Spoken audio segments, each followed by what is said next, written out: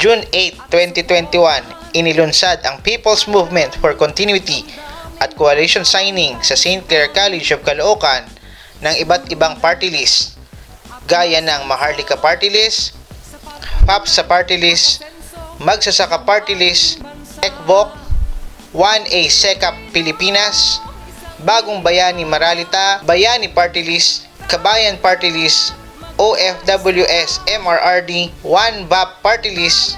Narito ang panayam sa kanila. Ako po ay sumasang-ayon sa continuity ng government natin. I acknowledge MRRD, kanyang Partido Federal Maharlika sa pag-oorganisa nito.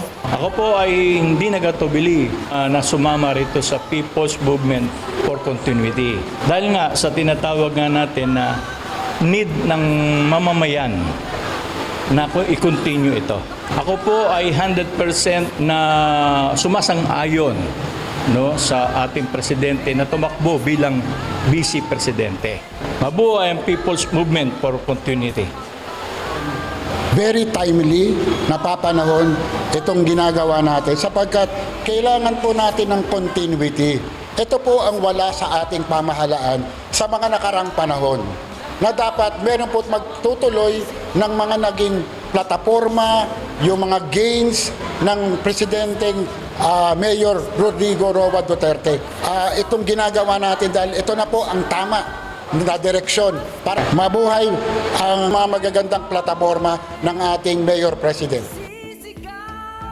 Partido Federal, Maharlika, mabuhay ang People's Movement for Continuity. Calling for the President to run under sa ating PMC, People's Movement for Continuity, because we know for a fact, alam naman natin, the golden era of construction industry, infrastructure na nagawa ng Presidente. So kami naniniwala sa isa Pilipinas na kailangan pa rin natin si President Duterte because we believe that 6 years if a good governance is too short to bring this country in the greater heights or in the near future. So we call on the President. I hope he will be convinced that he will run as VP kung sino man napupusuan niyang running mate as President. Papasalamat kami sa Partidong Federal ng Maharlika being the lead convener on this affair. And I believe through the PMC and the Partido Federal ng Maharlika, we yet another brighter horizon ahead to our country. Isa pong kagalakan sa sektor po ng PWD na magkaroon po ng People's Movement for Continuity launching dahil dito po ay pinagtitibay natin ang ating pong pagkakaisa at pagiging tapat na rin sa ating pong Pangulong Duterte na kung ano man ang nais ng tao ang dapat mangyari dahil naniniwala tayo ng kanyang kakayahan ay magbibigay sa atin ng matatag na buhay bilang Pilipino na kami po ay nagpapasalamat pa rin sa Pangulong Duterte dahil sa pagmamahal niya sa amin. Naniniwala kami at lagi namin nararamdaman na hindi niya kami pinababayaan. Kaya yung pag-ating ko dito bilang kawani o bilang isa sa mga PWD na bumubuo sa buong Pilipinas, ang magiging boses namin ay sana'y may pagpatuloy ng Pangulo ang kanyang paglilingkod matapos ang taong 2022. Huwag po kayong mangamba at matakot sa pangunguna po ng Partido Federal ng Maharlika sapagkat kami po ay narito, kami po ay aakto para sa inyo, kami po ay tatayo para sa inyo at maniwala po kayo na kung ano man po ang boses ng nasa ilalim na po sa sektor ng mga PWD, direkto po natin ipaparinig sa Pangulo at naniniwala tayo na ang boses natin ang magiging sandata natin para ipagpatuloy ng President Duterte ang kanyang panunungkulan sa atin after ng 2022. Marami pong salamat sa inyong lahat. The People's Movement for Continuity initiated by the Partido Federal ng Maharlika is a coalition of political party lists is a very laudable idea, especially on this time of pandemic situation that the country is facing. May I congratulate Secretary Jean Mamunjong for this act. This will foster unity among different political principles and ideologies. Thus, will also prevent divisiveness and promote unity. We Filipinos are fond of fighting, turning back against each other on petty bickerings. If we don't unite now, this country is at the verge of collapse. This is the time that President Rodrigo Roa Duterte need each and everyone to unite and fight this real enemy, the pandemic COVID-19. Together, let us all build a strong nation. Mabuhay ang Partido Federal ng Maharlika. Mabuhay ang People's Movement for Continuity. Ito po isang napakagandang strategy, no, na magkaroon ng pagkakaisa ang buong coalition ng party list sa pagsuporta sa ating mahal na Pangulo sa kanyang mga advokasya. Ako po'y pumapayag na ipagpatuloy ng ating mahal na Pangulo ang kanyang sinimulan noon dahil napakaiksi po ng panahon ang 6 na taon. So para po matupad ang kanyang mga ipinangako noong bago pa siya tumakbong Pangulo, dapat po ibigyan pa siya ng panibagong pag-asa, panibagong pagkakataon na maipagpatuloy ang kanyang sinimulan. Mabuhay ang PMC, mabuhay ang Partido Federal ng Maharlika. Ito po ay isang makasaysayang araw, bahagi ng kasaysayan ng PPM at ng mga kakoalisyon na party list sa PPM. Dahil ito ay pagpapakita ng pagkakaisa at pagkakaroon ng isang boses upang ating hikayatin ang ating mahal na Pangulo na tumakbo bilang Vice President in the name of continuity of his advocacies and programs that are aimed for the benefit and welfare of the entire Filipino nation. Mabuhay ang Partido Federal ng Maharlika, mabuhay ang People's Movement for Continuity. Congratulations to all co-partners here, the 12 party lists that are joining us today. Congratulations, and we're happy to work with you. Congratulations also to our new movement, PMC, Movement for Continuity. And being the Vice President for Women's Sector, on behalf of the women, I would like to offer our support. Since we play a significant role in society, I would like to give our support in all the endeavors of our movement, especially in our move to encourage President Duterte to run for Vice President, which we believe is the only way, especially when he endorses his candidate for presidency. Together, they can really go on with the objective of continuity for all the beautiful plans and programs that they have had the past years. Mabuhay ang People's Movement for Continuity at mabuhay din ang Partido Federal ng Maharlika. Mabuhay sa atin lahat. We're always for continuity. Maganda ang program kasi ng Pangulong Duterte. At kung mapagpapatuloy ito, mas kaganda pa at aasenso pa tayo. We need more Duterte. So nakakatuwa itong koalisyon na to at sumusuporta para sa continuity ng project ng Duterte administration. 100%. We go for Duterte for Vice President. Buhay po ang People's Movement for Continuity. Buhay ang Partido Federal ng Maharlika. Historic po ito sa mga talagang gusto ng pagbabago at pagpapatuloy ng isang maunlad na pagbabago ni Pangulong Duterte. Ito po yung People's Movement for Continuity ang dapat nating suportahan. Ngayon, dito na si Pangulong Duterte, hindi naman natin makakailan na binoto natin siya, mahigit 16 million ang overwhelming votes ng Pangulong Duterte. Ngayon, hindi sapat yung 6 years na panunungkulan niya. Alam natin napakaigsi ang 6 years. Kaya dami po ay nananawagan sa mga kapwa ko OFW. Lalo po yung mga nakakapanood ngayon at higit sa lahat yung umaasa pa na magpatuloy ang isang pagbabago ng Pilipinas. Suportahan po natin ang pagpapatuloy na paglilider sa atin ng Pangulong Duterte. I-encourage po natin siya na tumakbo ang Pangulong Duterte bilang Vice President sa susunod na halalan sa 2022. Mabuhay ang PMC! Mabuhay ang Partido Federal ng Maharlika!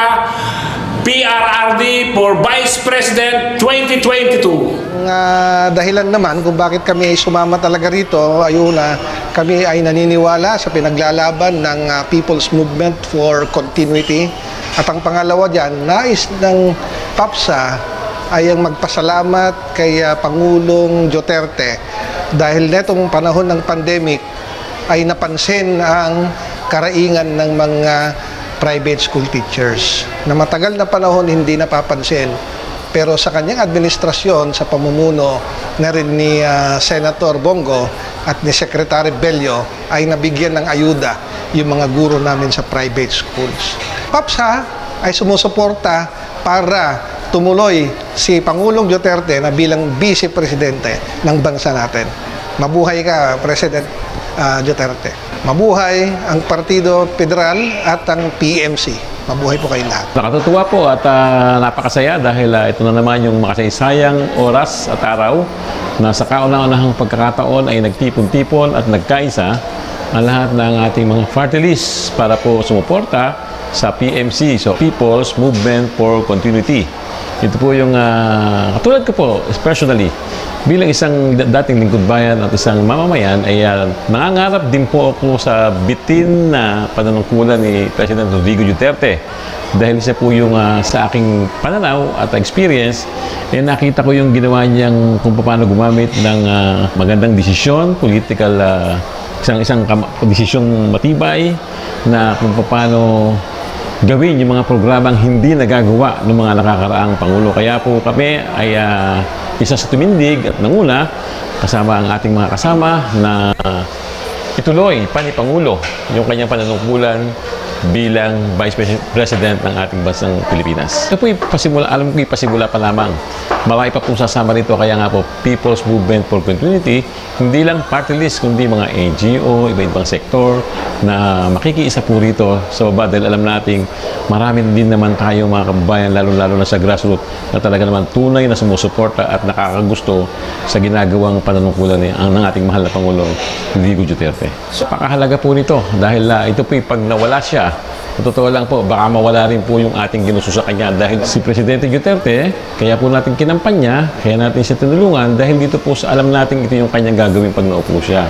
So kaya nga po sabi ko kanina, bitin pa tayo sa pananungkulan niya, kulang pa. Kaya hindi naman siya pwedeng umulit na Presidente. Kaya bilang Vice President, pwede po dito na natin siya ilagay para naman sa ganun matugay-gayan at magabayan yung patuloy na pag-implemento ng programa niyang ipinaglalaban dito sa ating bansa. Mabuhay ang People's Movement for Continuity, mabuhay ang Partido Federal ng Maharlika. Yung ating People's Movement for Continuity, gusto nating ang ating Pangulo ay tumakbong Vice Presidente. At ito po ang ultimate mandate ng Partido Federal ng Maharlika. Pagtulong-tulong tayo, may panalo po natin ng ating mga party list, ano? Kanya-kanya naman tayong sektor at ang pangalawa, yung atin pong Vice President, itong People's Movement for Continuity.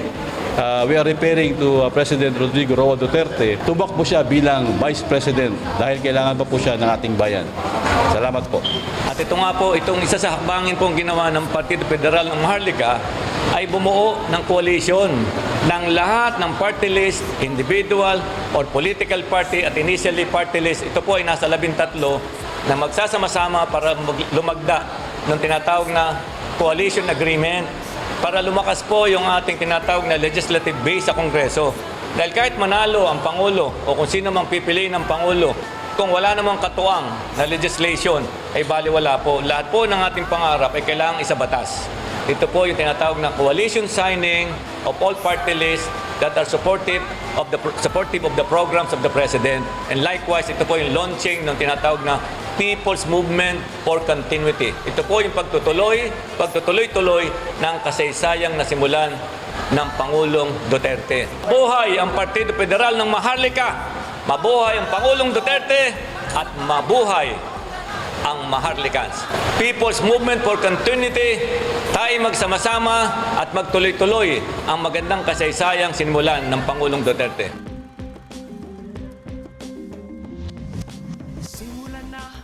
Coalition for Continuity and Transformation towards National Peace, Security, and Sustainable Development.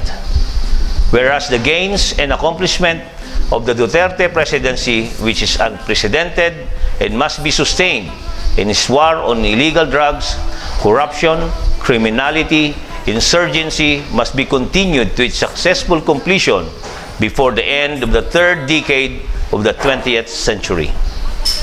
Whereas the covenant of the Duterte presidency with the people for national transformation through charter change and the adoption of a federal parliament system of government must be fulfilled by both parties. Whereas the continued and sustained stewardship of the present administration over the affairs of the state and ensuring a better future for our people, particularly the youth, is paramount and above self. Whereas the continuity, sustainability, unity, solidarity, and the social, economic, and political transformation that we are pursuing must be achieved through the democratic processes, no less. Wherefore, as we invoke the aid of the divine providence, the Almighty God, we hereby unite, coalesce, and put our minds and acts together with all others and organize and launch today the People's Movement for Continuity. And as we coalesce and unite for our country, we earnestly appeal to the President to run for Vice President of the Republic of the Philippines in the coming 2022 presidential elections with the running mate of his choice, who is loyal to the Republic, well acquainted with the affairs of the state, very well familiar with the issues and concerns that we are facing today, and willing to continue pursuing the trust and advocacies of President Rodrigo Roa Duterte, including the peaceful and diplomatic approaches in the resolution of the conflict over the West Philippine Sea and other islands over which the Philippines has historic legal title. Signed by the members of the party coalition, Muhammad Omar Fajardo, OFWS MRRD, Dr. Ernesto Rey G. Adalem, Federation of Associations of Private School Administrators, Yusok Eugene B. Bagul, Maharlika Party List, Catalina Leonen Pizarro, ABS Party List, Alexander C. Paurom, Isa Pilipinas, Restituto E. Perez Jr., 1A SECAP, Paul Pilas, Bagong Bayani ng Masa, BBM,